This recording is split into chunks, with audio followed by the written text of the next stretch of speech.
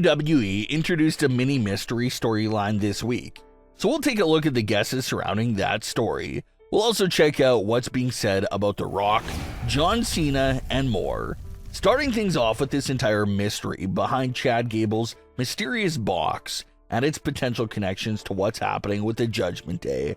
So after being gone for several weeks on this mission to meet this mysterious individual that Dominik Mysterio set him up to speak with, Chad Gable finally met this man. There was a lot of big theories for who Dominik set Chad to meet up with, but in this segment, the individual is not anyone that the fans were previously discussing. After visiting a pretty shady area, Chad Gable goes down an alleyway to meet this mysterious elderly man who claims to be the individual that was waiting to meet Chad Gable. This elderly man told Chad Gable that he cannot fight what he cannot understand. So in order to fight it, he must understand it and first become Lucha himself. The mysterious man hands over a beat-down cardboard box to Chad Gable, but demands payment first. So Gable hands over just around $500 to buy this beaten-down box from this older, mysterious gentleman. Chad Gable opened the box, and right as he pulled something out of it, the screen cuts to black. Chad Gable would end up taking to his social media platform to share a photo of himself in his ring gear with the box in his hand. But his head itself was not visible in the photo.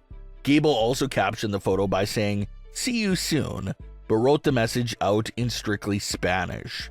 So with all the talk becoming Lucha, using Spanish language, and leaving his head cropped out of new photos, the number one fan guess right now for what was in the box most definitely is a Lucha Libre wrestling mask. It's either one single mask for Chad Gable himself, maybe it's masks for the entirety of his American-made faction. The mysterious man did force Chad Gable to pay several $100s for the context of the box, so maybe that cost was so high because there was multiple masks in there, or Chad Gable was simply scammed. Another funny part about this story is the mysterious individual himself. This is the man that Dominik Mysterio set Chad Gable up with. Why did Dominik have some random elderly man's number that hangs out at the side of a grocery store? It definitely is a bit silly. Fans thought that Dominik was setting Chad Gable up with a legitimate Lucha Libre wrestler, but at least for the time being, that wasn't it. But Chad Gable seems to be very excited and happy about his purchase of the cardboard box, so all is well there. Fans are expecting Chad Gable to head back to Raw sometime soon here in the near future and make the grand reveal of what's in the box live on Raw.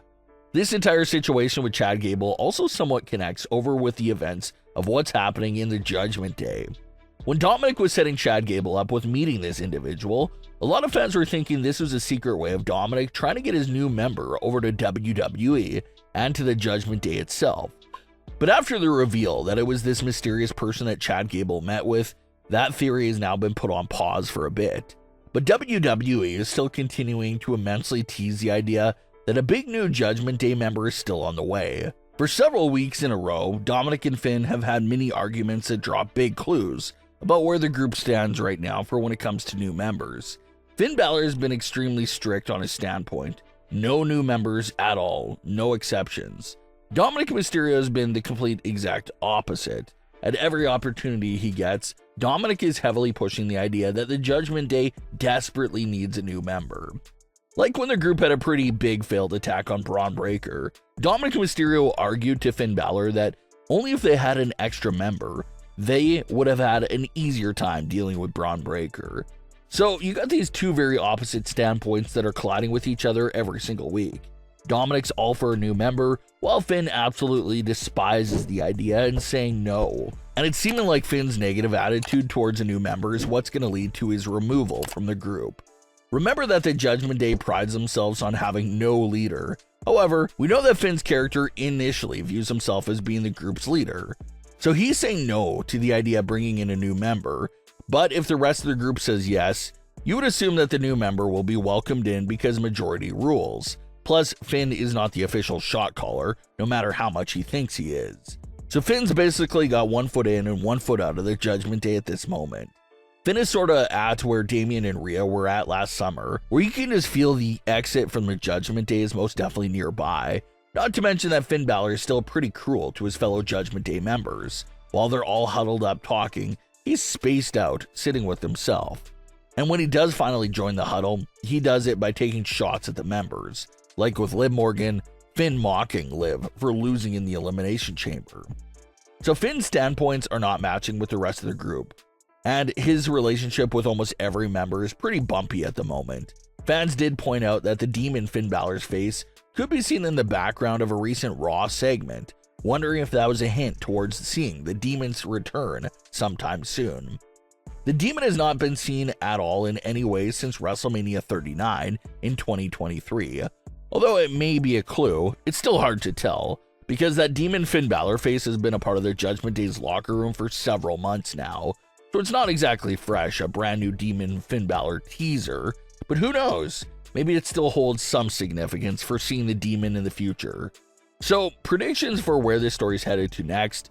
It definitely seems like Dominik will win this struggle, and a new member will ultimately be introduced.